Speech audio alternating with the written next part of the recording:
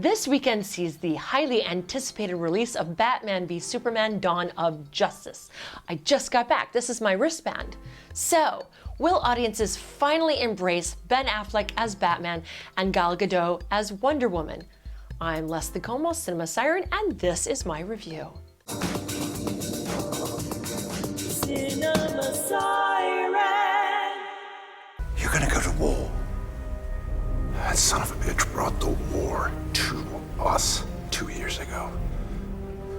Jesus, Alfred, count the dead. Thousands of people. What's next? Millions? He has the power to wipe out the entire human race, and if we believe there's even a 1% chance that he is our enemy, we have to take it as an absolute certainty. And we have to destroy him. Continuing to fan the flames of superhero and action film fans' love-hate relationship with director Zack Snyder, this release is exceedingly uneven, alternately exasperating and exhilarating, confounding and compelling. Rumors abound that concerns about Superman as a weak, continued headliner led to a focus on Batman, placing the Man of Steel in the back seat in his own sequel.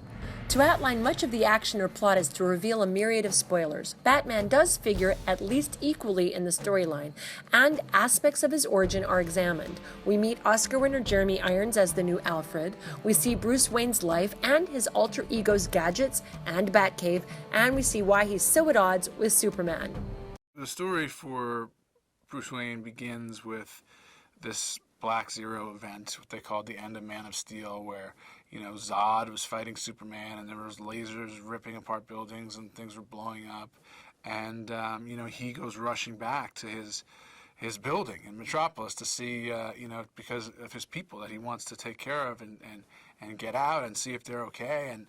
And when he arrives, he's only in time to see the building kind of get sawed in half, and what happens to the people that were in that building, and that leaves that scar on him, is what drives him through the rest of the movie.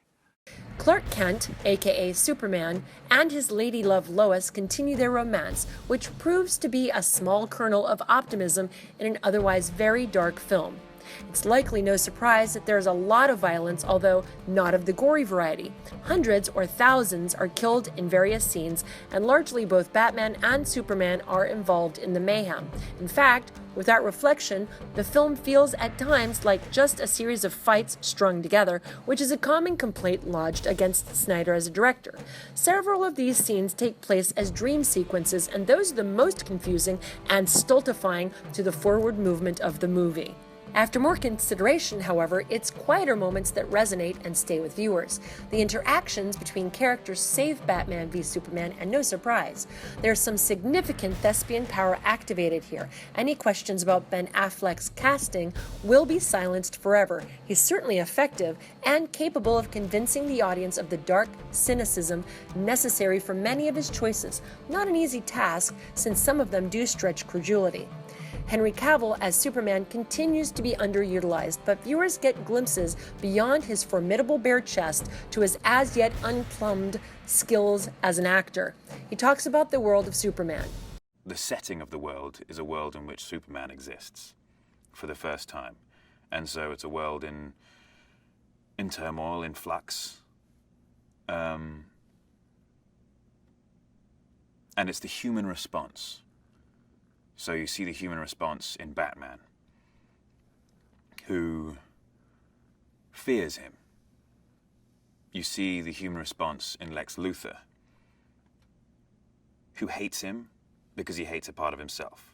Gal Gadot as Wonder Woman shows serious star power and creates huge buzz and excitement for her upcoming standalone film, and for all her woefully limited screen time, is a bright spot in the film. I think she's important for everyone. First of all, little girls can see and be inspired to know that they can be strong and independent and sophisticated and just powerful women when they grow up. And for little boys, they know they can respect other women. And I think that Wonder Woman brings a lot of values with her. rather than the fact that she's very strong and she has this amazing strength. She's been around for so long and she's very wise. She knows how to choose her battles. She can read a few steps forward. And I think this is a very important character for all people to see. Amy Adams gets many more pages of dialogue to show Lois as more than just a damsel in distress, and her every scene commands the focus of even the most distracted viewers. The biggest surprise in Batman v Superman is Jesse Eisenberg's grandiose, expansive portrayal of Lex Luthor. Here he's a psychopathic Steve Jobs with daddy issues, but he actually plays it all with impressive restraint. We'd probably diagnose him today as some kind of narcissistic sociopath or something, where he doesn't view, he doesn't have, what we would consider maybe like kind of empathy. He sees people as kind of, paper dolls, pawns. And in the context of that, pathology, he's funny and charming, but in a way that, is in accordance with people who are horrible. They're funny and charming, but it's because they have no, kind of real empathy, and so they're manipulative and using that persona in a manipulative way. He does that, as an actor. It's really fun because, you end up being able to do all the things that you're not allowed to do in public without getting arrested, and you're able to kind of charm people in a way that is kind of gross, but it's fun to, I guess, act out in a safe environment. I give Batman v Superman a B-, despite some pretty significant flaws.